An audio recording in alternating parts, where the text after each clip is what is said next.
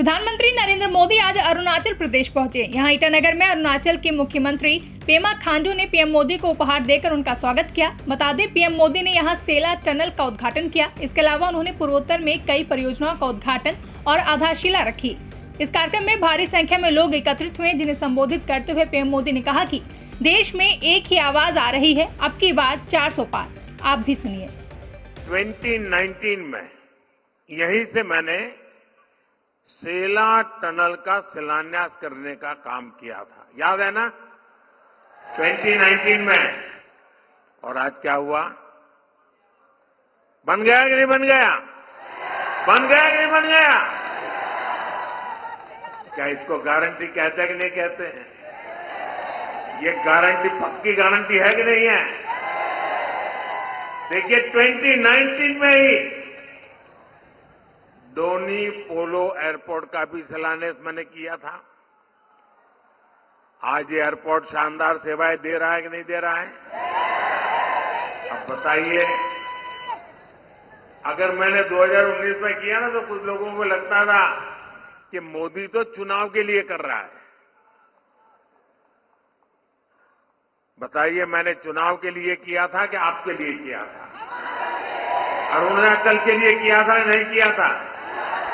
समय कोई भी हो, वर्ष कोई भी हो, महीना कोई भी हो, मेरा काम सिर्फ और सिर्फ देशवासियों के लिए होता है, जनता जनार्दन के लिए होता है, आपके लिए होता है। और मोदी की ऐसी गारंटी जब पूरी होती है तो नॉर्थ ईस्ट भी हर कोने से मैं कह रहा है, यहां की पहाड़ियों से भी गूंज सुनाई दे रही है, यहां की नदियों के कलरव में भी शब्द सुनाई दे रहे हैं और एक ही आवाज आ रही है। और क्या पूरे देश में सुना? अब की बार 400 बार, अब की बार एनडीए सरकार 400 पार, एनडीए सरकार अब की बार पूरी ताकत से बोलिए, पूरे नॉर्थ ईस्ट को सुनाई दे, अब की बार। साथियों, 2 दिन पहले ही केंद्र सरकार ने नॉर्थ ईस्ट के औद्योगिक विकास को बढ़ावा देने के लिए उन्नति योजना को एक नया रूप और उसको एक विशाल दायरे के साथ मंजूरी दी। आप उसकी एक छोटी फिल्म अभी देखी आपने, और हमारी सरकारी कार्यशैली देखिए। एक ही दिन में नोटिफिकेशन जारी कर दिया, गाइडलाइंस बना दी, और आज मैं आपके सामने आकर आप लोगों से उन्नति योजना का लाभ लेने का आह्वान कर रहा हूं। ये सब कुछ 40-45 घंटों में हो रहा है। 10 सालों में हमने यहां आधुनिक इंफ्रास्ट्रक्चर को विस्तार दिया, लगभग 1 दर्जन शांति समझौते लागू किए, हमने अनेक सीमा विवाद सुलझाए। अब विकास का अगला कदम नॉर्थ ईस्ट में इंडस्ट्री के विस्तार करने का है।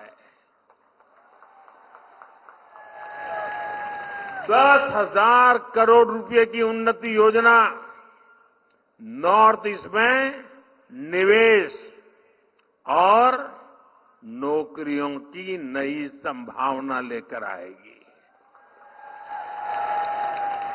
इससे यहां मैन्युफैक्चरिंग के लिए नए नए सेक्टर्स और सर्विस जुड़ेंगे, नए उद्योग लगाने के लिए सरकार मदद देगी।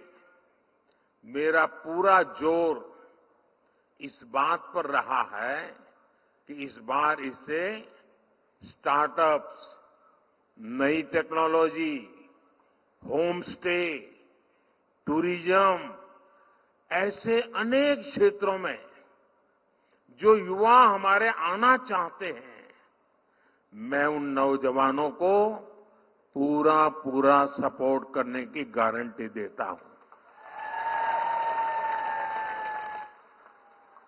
मैं नॉर्थ ईस्ट के सभी राज्यों के युवाओं को रोजगार के नए अवसर देने वाली इस योजना के लिए अनेक अनेक शुभकामनाएं और बधाई देता हूं। साथियों, नॉर्थ ईस्ट में महिलाओं का जीवन आसान बनाना, उन्हें नए अवसर देना, ये बीजेपी सरकार की प्राथमिकता है। नॉर्थ ईस्ट की बहनों को मदद करने के लिए कल अंतर्राष्ट्रीय महिला दिवस पर हमारी सरकार ने गैस सिलेंडर के दाम में 100 रुपये की और कमी कर दी। नॉर्थ ईस्ट में हर घर नल से जल पहुंचाने का काम भी बहुत सफलतापूर्वक आगे बढ़ा है और इसलिए मैं मुख्यमंत्री जी को और उनकी पूरी टीम को बहुत बहुत बधाई देता हूं।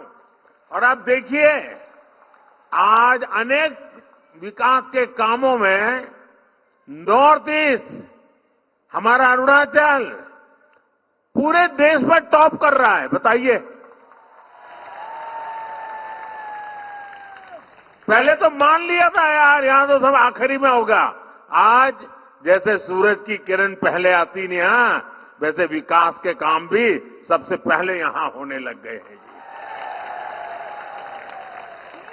आज यहां अरुणाचल प्रदेश में 45,000 परिवारों तक पीने का पानी पहुंचाने के प्रोजेक्ट का लोकार्पण हुआ है।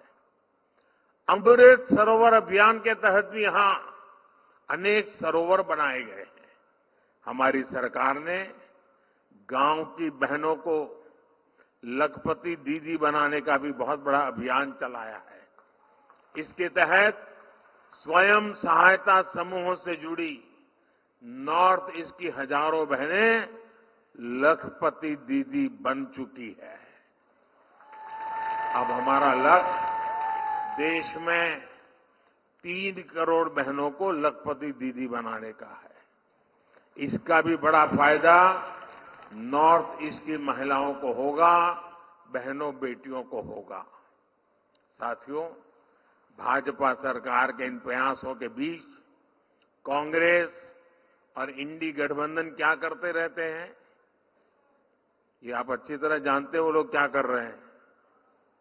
अतीत में जब हमारे बॉर्डर पर इन्हें आधुनिक इंफ्रास्ट्रक्चर बनाना चाहिए था, कांग्रेस की सरकारें घोटाले करने में व्यस्त थी। कांग्रेस हमारी सीमा को, हमारे सीमा के गांवों को अविकसित रखकर देश की सुरक्षा से खिलवाड़ कर रही थी।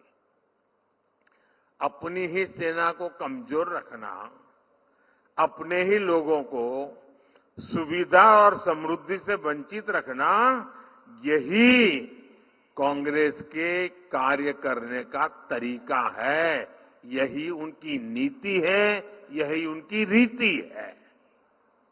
साथियों, सेला टनल पहले भी तो बन सकती थी कि नहीं बन सकती थी, लेकिन कांग्रेस की सोच और प्राथमिकता कुछ और थी। उनको लगता था पार्लियामेंट 1-2 सीट है यार, इतना काम क्यों करें, इतने पैसे क्यों लगाए। मोदी पार्लियामेंट मेंबरों की गिनती करके काम नहीं करता है, देश की आवश्यकताओं को ध्यान में रख के काम करता है।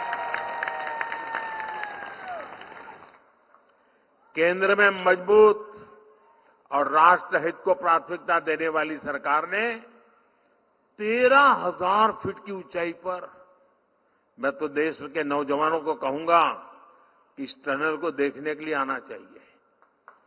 कैसे हमारे यहां काम हो रहा है। 13,000 फीट की ऊंचाई पर ये शानदार टनल बनाई है। और मैं सेला के भाइयों बहनों से कहना चाहता हूं, आज वेदर के कारण मैं वहां पहुंच नहीं पाया हूं, लेकिन मैं आपको वादा करता हूं, मेरी तीसरी टर्म में मैं जरूर वहां पर आऊंगा, आप लोगों को मिलूंगा। इस टनल से तवांग में हमारे लोगों को ऑल वेदर कनेक्टिविटी मिल रही है। स्थानीय लोगों के लिए आना जाना और ट्रांसपोर्टेशन आसान हुआ। इससे अरुणाचल में टूरिज्म को विस्तार मिलेगा। ऐसे अनेक टनल्स पर आज इस पूरे क्षेत्र में बहुत तेजी से काम हो रहा है। साथियों, कांग्रेस ने तो बॉर्डर के गांवों को भी नजरअंदाज कर रखा था। उन्हें देश का अंतिम गांव कहकर अपने हाल पर छोड़ दिया था। हमने इन्हें आखिरी गांव नहीं, मेरे लिए तो ये देश का प्रथम गांव है, प्रथम फर्स्ट विलेज, और हमने प्रथम गांव माना और वाइब्रेंट विलेज प्रोग्राम शुरू कर दिया। आज यहां करीब 125 बॉर्डर विलेज के लिए रोड प्रोजेक्ट्स का काम शुरू हुआ है और 150 से अधिक गांवों में रोजगार से जुड़े, टूरिज्म से जुड़े प्रोजेक्ट का शिलान्यास हुआ है।